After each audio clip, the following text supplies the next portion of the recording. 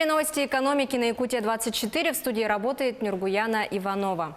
Петербургский экономический форум, который должен был пройти в июне этого года, отменили из-за распространения новой коронавирусной инфекции. Отмечается, что это первый случай отмены форума за всю историю его проведения. В этом году он должен был пройти с 3 по 6 июня. В оргкомитете форума сообщили, что такое решение было принято в целях защиты здоровья российских граждан, гостей и участников форума. Ученые Новосибирского государственного технического университета в 2021 году выпустят накопитель электроэнергии, который можно применять в условиях Арктики. Накопитель является первой российской подобной разработкой. Сейчас ученые проводят натурные испытания.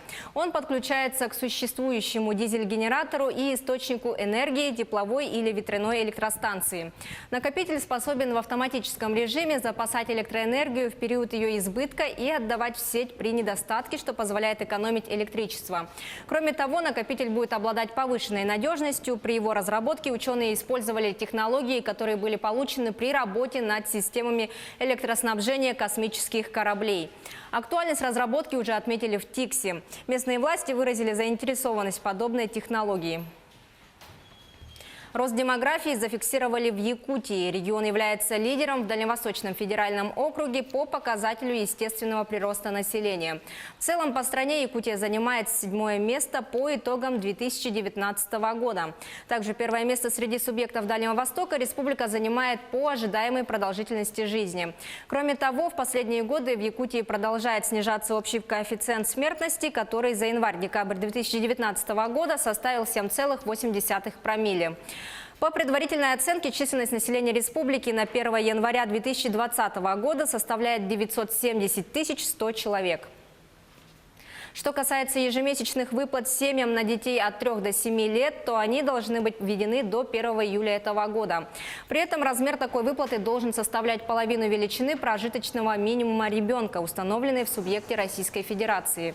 В настоящее время в Якутии численность детей, на которых предоставляется ежемесячное пособие, составляет 31 432 человека.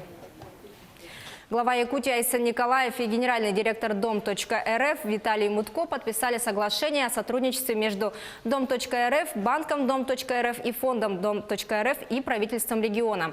Документ будет содействовать реализации проекта по жилищному строительству, созданию комфортной городской среды и развитию банковских программ.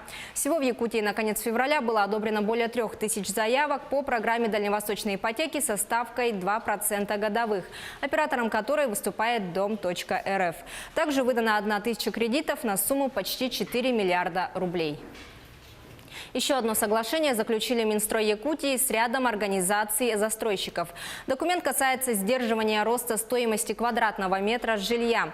Стороны договорились предпринимать совместные действия по недопущению необоснованного роста стоимости квадратного метра жилой площади, повышению объемов строительства доступного жилья. Минстрой и застройщики будут работать над выявлением и преодолением имеющихся барьеров в реализации программы «Дальневосточная ипотека», совместно взаимодействовать с кредитными учреждениями, общественными организациями и экспертным сообществом. Продолжение темы. В Якутии 89% дольщиков получили компенсации за недостроенные квартиры в доме застройщика-банкрота «Симир». Дольщики получили компенсации по текущей рыночной цене квадратного метра, что дает возможность оперативно вложить денежные средства в проекты добросовестных застройщиков и получить квартиры в максимально короткие сроки. Кроме того, денежные компенсации освобождены от уплаты подоходного налога. Выплаты производятся в рублях в течение 10 рабочих дней с момента подачи документов в банк Дом.РФ. Их размер рассчитан индивидуально для каждого дольщика. В общей сложности компенсации получили уже более 5000 дольщиков в 17 регионах России.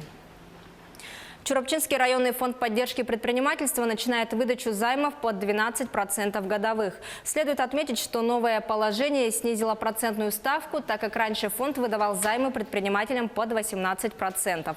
Микрозаймы предоставляются в первую очередь для целей производства товаров и услуг, производства и переработки местной продукции, развития частных предприятий, позволяющих перейти их в категории субъектов малого предпринимательства, имеющих доступ к ресурсам банковской системы.